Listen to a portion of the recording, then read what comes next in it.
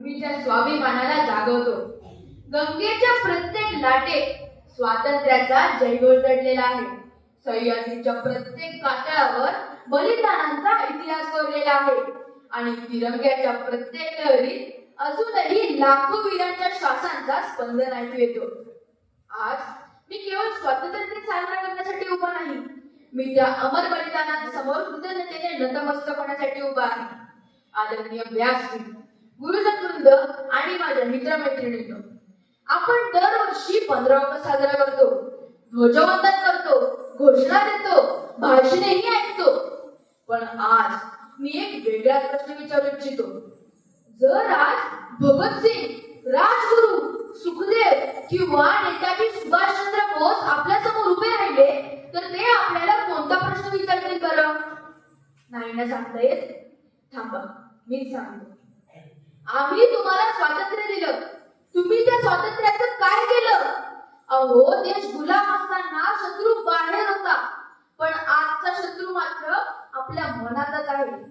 स्वार्थ, भ्रष्टाचार, असंवेदनशीलता, पर्यावरणाचा ऱ्हास, वेळेचा अपव्यय आणि जबाबदारीपासून पळ काढण्याची वृत्ती.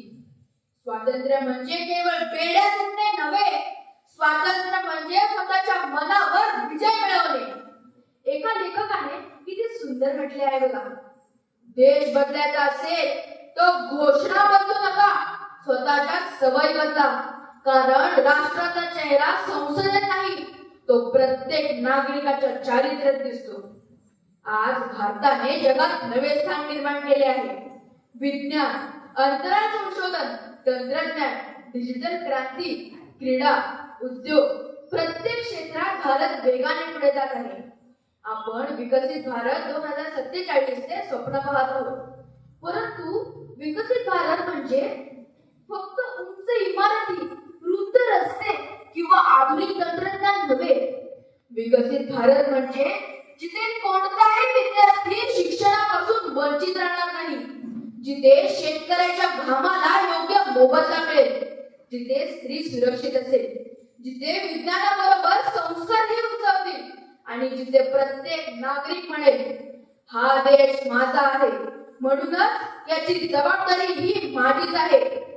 मित्रांनो, आपण मोबाईलवर एकच स्पर्शात जग पाहतो, पण आपल्या स्वातंत्र्यवीरांनी एका स्वप्नासाठी अख्खे आयुष्य अर्पण केले. त्यांनी भारत स्वतंत्र केला. आता भारत विकसित करणे ही आपली जबाबदारी आहे. डॉक्टर APJ अब्दुल कलाम म्हणाले होते, स्वप्न ती असतात जी झोपेत पडतात, स्वप्न ती असतात जी तुम्हाला झोपू देत नाही. तर चला, आपणही असे स्वप्न पाहूया, असा भारत घडवण्याचे, जिथे प्रत्येक विद्यार्थी प्रामाणिक असेल, प्रत्येक नागरिक जबाबदार असेल आणि प्रत्येक यशामागे राष्ट्रहिताचाच विचार असेल. तिरंगा फडकवणे सोपे आहे, पण तिरंग्याची प्रतिष्ठा उंच ठेवणे कठीण आहे. देशावर प्रेम करणे सोपे आहे, पण त्यासाठी स्वतःला घडवणे मोठे आहे. सीमेवर सैनिक राष्ट्राचे रक्षण करतो आणि वर्गात बसलेला विद्यार्थी राष्ट्राचे भविष्य घडवतो. तर चला, आपणही अशी शपथ घेऊया, आम्ही असा भारत घडवू जिथे प्रगतीला संस्कारांची साथ असेल, विज्ञानाला विवेकाची दिशा असेल आणि स्वातंत्र्याला जबाबदारीची ओळख असेल. कारण 2047चा विकसित भारत सरकार घडवणार नाही, तो घडवतील आजच्या शाळांमध्ये बसलेले विद्यार्थी.